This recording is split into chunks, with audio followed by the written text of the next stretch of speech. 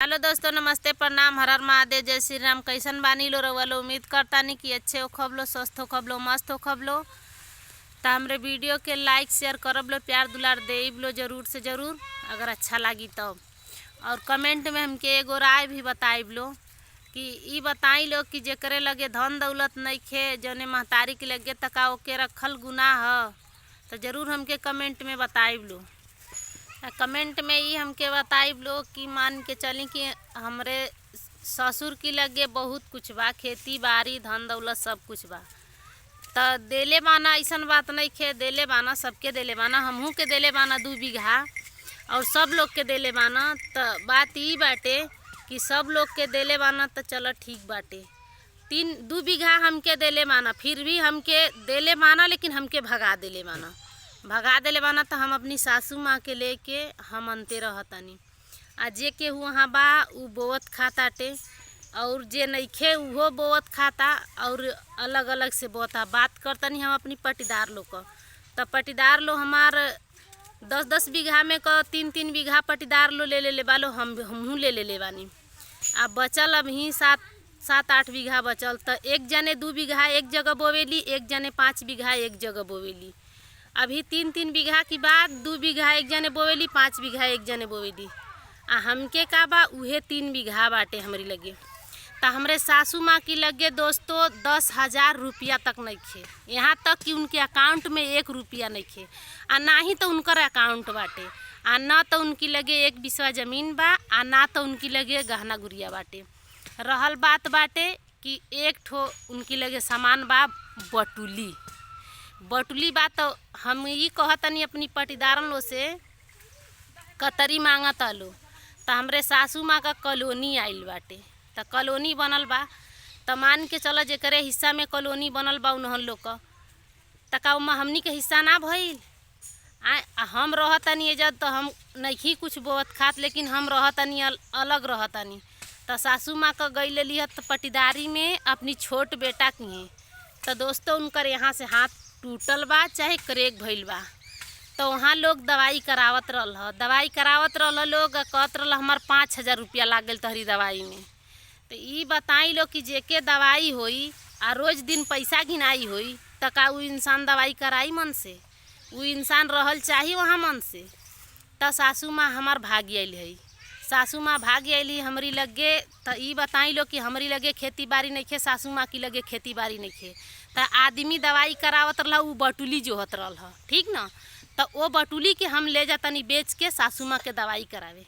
आदमी कहत रहा कि हम डाढ़ झहरावतनी, तो ई बताई लो कि जे बोवता 7 बीघा 8 बीघा उ ना डाढ़ झहराई। आ हमरे खुद की ससुर जी जब दवाई ना करई हैं, केकरे खातिर पैसा धैले बाना? खुद दवाई कराए होता तो बैंक देखले बाना, सासू माँ के दवाई कराए होता तो बैंक नहीं खा देखले। तो जब केहू ना उनके दवाई कराई, तो हम अपन लइकन के लेके पेट पालतानी। 5 बिस्वा जमीनी में घर बना के 5 बिस्वा जमीनी में अपन लइकन के लेके पेट पालतानी। तो एमे हम 5 बिस्वा में सब केहू सासू माँ के दवाई खातिर, अरे जहाँ टूटल है जहाँ फूटल है तहाँ आदमी ये तरह कह दिहल स, तो का हम बेच के दवा ना करा सकेनी? उहे बटली दोस्तों हम बेच के आ सासू माँ के दवाई करावे जातानी। तो जब एकरे खातिर हम वीडियो हम बनावतनी कि जहिया उ बटुली खोजाई तहिया ई वीडियो चली वही उ बटुली जब खोजाई तो आदमी इतना बोवत खाता, का वहाँ सासू माँ का हिस्सा नहीं खे? ओमा सासू माँ ना खा सकेली? कभू के उ 5 किलो हमके 10 किलो गेहूँ दे देई तो हमार दिन रात ना कट जाला ओसे। आ हम उ 5 किलो गेहूँ 10 किलो गेहूँ ना रखल चाहेनी ना खाइल चाहेनी, लेकिन खाली सासू माई का मुँह ताके नहीं। सासू माई कहेली कि जाए दे, जौन मिल गई बाटे जाए दे, सबर कर।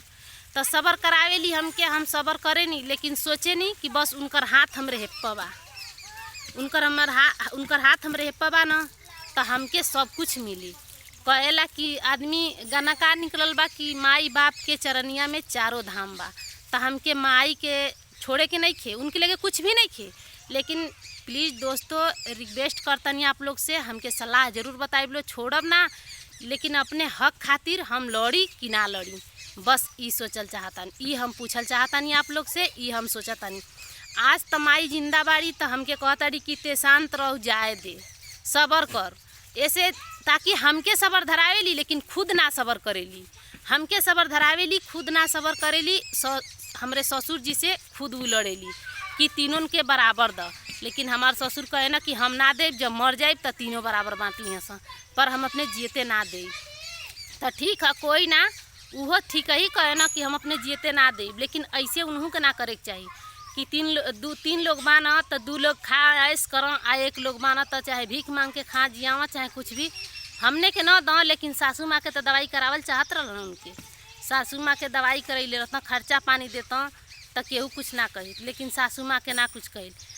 आ दोस्तों हाथ टूट गई है, दवाई चलल है, उनके 5000 का दवाई भइल बा। आइल बाड़ी तहिया से रेटा ताड़ी कि हमके 5000 का दवाई करौले बिया, कहतिया कि हम 5000 का दवाई करा देले बानी।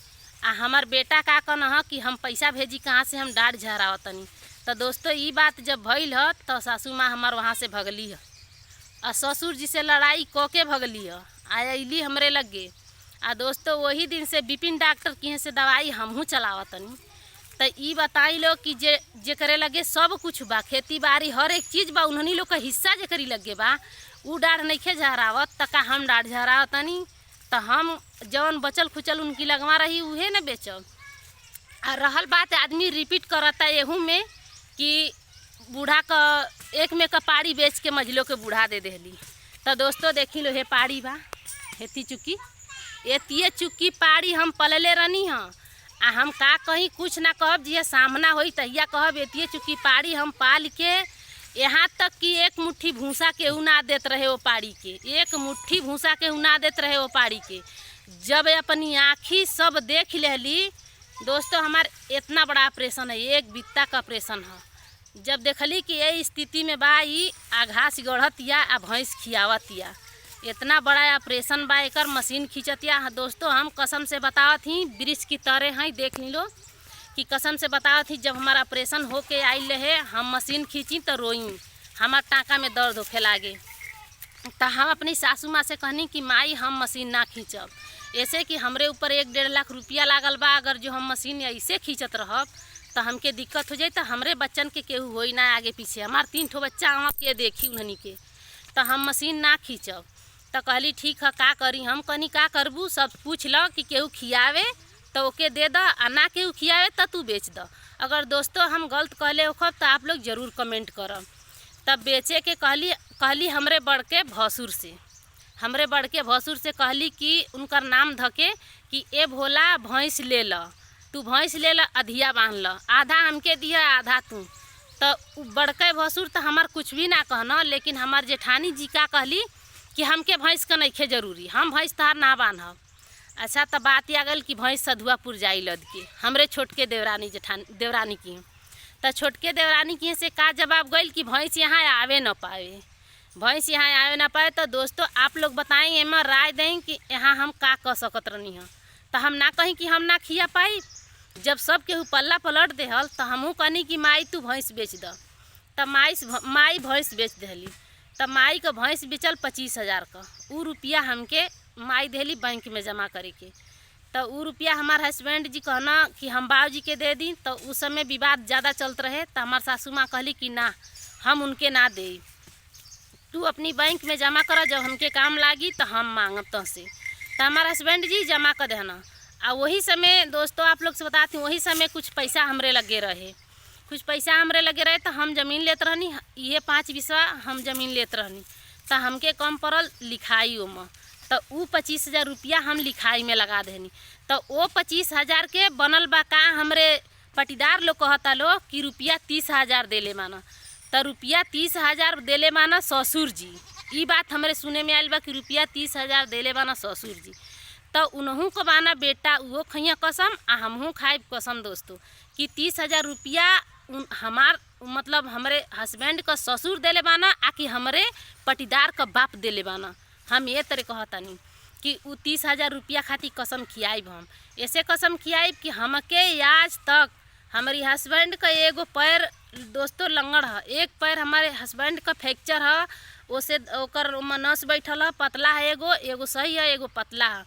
तो हमार हस्बैंड चाहे 2 पैसा कमा चाहे 4 पैसा कमा, जब उनकी गोड़े में दिक्कत आई है तो हम मंगले रहनी अपनी ससुर जी से पैसा, तो हमार ससुर जी दे दिले रहना 7,000 रुपया। तो 7,000 रुपया में 7 कर्म कैले रहना, तो उनको 7,000 रुपया हमने को वापस कर देनी जा। वैसे सोचले रहनी है जा कि इहो 25,000 रुपया मतलब रख देवल जाई, आ जब सासू माँ का काम लागी तब उनके हमने को देवल जाई। लेकिन ना ई होता कि मतलब देले माना हमार ससुर जी ई कहले वाली हमार पटीदार छोट कि देले माना बाबूजी 30,000 रुपया। आ दोस्तों उनकर घर बनल तब 20,000 देहना हमार ससुर, उनकी घर में मकान बनल है तब 20,000 रुपया देले हम। फिर इंजन खरीदाइल है, सुने नहीं कि 20,000 रुपया वो अपनी बूते कहले हम कि उकरी इंजन में 18,000 रुपया हम देले हैं। खुद जे दे ते बताई तेकर मानल जाई कि जे ले ओकर मानल जाई। तो खुद हमार ससुर जी कहले हम कि 18,000 रुपया लगा के ओके इंजन खरीदौले बानी, आ 20,000 रुपया घर बनल बा तो देले बानी। तो ई बताई 30,000 ज़्यादा बा कि ज़्यादा बा। फिर रहल बात कि घटबड़ में दवाई करावे ना जरूर उसदुआपुर से, लेकिन रुपया लावे ना अपनी बैंक से, कि उनके दवाई ना करावेला। तो हम ये आप लोग से कमेंट में राय चाहतनी, जरूर हमके राय देब लो कि हम अपने हक खातिर लड़ी आ कि ना लड़ी। का उ 20 हमर हिस्सा सबकर लाग गइल बा, ऐसा बात नहीं है कि हिस्सा नहीं खिलागल, हमार हिस्सा लाग गइल बा सदुआपुर में। लेकिन हमने की हिस्सा में बाटे लिस्पिट का पेड़ जो कि लगवले हमार छोट ससुर जी, तो वो अब ना काटे न। लेकिन एक चक्कर में हम कटले बानी, एक चक्कर में हम पेड़ मतलब हमार देवरानी एगो सिर्फ पेड़ बेच के हमके देले बाड़ी पैसा 2,000 हमरे हिस्सा में का, आ बाकी 6,000 का बिरवा बेच के देवरानी अपनी जीजा के देले बाड़ी। ई बताई कि केहू के हिस्सा में का बिरवा बेच के केहू के देहल सही है? हाँ, हम सबर कैले बानी, यहाँ रखले बानी, लेकिन सिर्फ परमेश्वर कहले बानी कि तू सबर न करिया, जे हमके बिलवाई ओके परमेश्वर जी तू तिनका बिलवा दी है, जे हमके बिलवाई। बस हमारे एकदम खुंदक कबो हो जाला, इहे मन करेला कि सीधे हम अहमदाबाद जाई, आ सोचे नहीं कि प्रशासन से हम सपोर्ट मांगी, पर फिर सोचे नहीं कि यार हमरे न बिलाई, प्रशासन से सपोर्ट मांगब तो हमरे बिलाई। लेकिन आदमी सबर का फल बहुत इंतज़ार से खा रहल बा। तब भगवान के हम कहे नहीं कि बस भगवान सबर करैया हमके, बस हमके सबर से बाहर ना कुछ होके दिया। भगवान से कहे नहीं कि बस सबर करैया भगवान हमके। लेकिन कबो दोस्तों सबर ना होला, आप लोग से सच बताती, कबो सबर से बाहर हो जाला हमके। तो सबर से बाहर हमके इस समय कुछ ज़्यादा हमरे सबर से बाहर होता। लेकिन प्लीज़ आप लोग कमेंट में अपन राय ज़रूर हमके बताइब लो, आ ज़रूर अपन सलाह देब लो कि हम कैसे का करी। अगर प्रशासन से हमके सपोर्ट चाहता तो प्रशासन से हम सपोर्ट ले भी सकेनी, ऐसे ले सकेनी कि हमरे पास बूढ़ महतारी बाड़ी कि जेकरे लगे कुछ भी नहीं खे, तो अपनी बेटा लो से ना ले सकेली, लेकिन अपनी आदमी से तो ले सकेली ना, अपने आदमी से ले सकेली। आजकल अपने आदमी से हर औरत का लेवे के हक बा, ले सकेली अपने आदमी से। अगर हम उतर आई उनके लेके अगर दौड़े लागी, अगर प्रशासन का दरवाज़ा खटखटावे लागी उनके लेके, तो हमरे ससुर जी पर का असर होई आ बाकी लोग पर का असर होई केहू ना जान सकेला। तो ऐसे कहता नहीं कि बस हमरे सबर का इम्तिहान मत ल लो, आ हमके सब अनसबर करे पर मजबूर मत कर लो कि हमके कोई कदम उठाए पर मजबूर जो कर दे बोलो ना, तो हमके प्रशासन का दरवाज़ा खटखटावे में देर ना लागी। आ हम दरवाज़ा खटखटाई प्रशासन का तो बहुत नीचे आ बहुत नुकसान कर दे। तो प्लीज़ हम प्रशासन का दरवाज़ा खटखटाइब नहीं, ऐसे कि हमके मजबूर केहू करे नहीं, ठीक बा। तो हम आप लोग से अपनी फैमिली से, अपनी यूट्यूब फैमिली से राय ज़रूर मांगब कि कमेंट में राय दिहलो और रखत नहीं। धन्यवाद, बाय।